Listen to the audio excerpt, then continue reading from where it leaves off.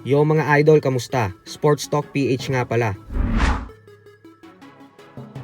Ang laban ng mga Pinoy. Pag-usapan natin yan mga idol. Ngunit bago ang lahat ay huwag kakalimutang mag-subscribe at i-click ang notification bell button for more sports talk. So halos lahat nga po knockout ang mga panalong nakuha ng mga Pinoy boxers kahapon sa Ilordi Boxing Event. Ito po ay dahil maging si Wendell Babasol ay nagawa ding pabagsakin ang kanyang katunggalin na si Josel Hoves ng 2 beses.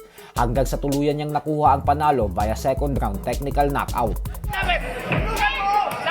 Lapit! Wala na yan! Lapit! Isa lang! Oh, alis na! Awa diya!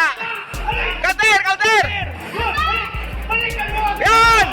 Oh! Oh! Wow! Wow! Parang di ba? Habang si Vincent Sordia naman ay nagpakitang gilas rin matapos manalo via first round knockout kontra kay Mark Hikinto.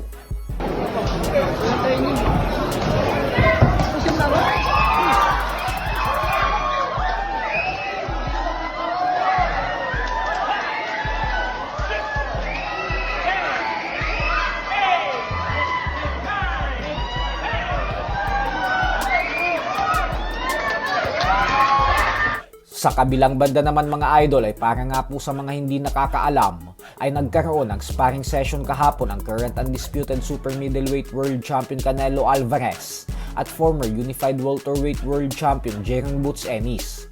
Ito po ay dahil tinutulungan ni Ennis si Canelo sa paghahanda nito para sa kanyang nalalapit na mega showdown kontra kay Terence Crawford na siyang nakatakdang ganapin sa September 13. At bagamat nga po walang video o footages na inilabas sa publiko ng kanilang naging sparring session, ay may mga kumakalat po na reports ngayon sa mga boxing media website sa Amerika na tila black eye umano ang sinapit ni Canelo nang dahil sa solidong suntok na naipatama dito ni Ennis.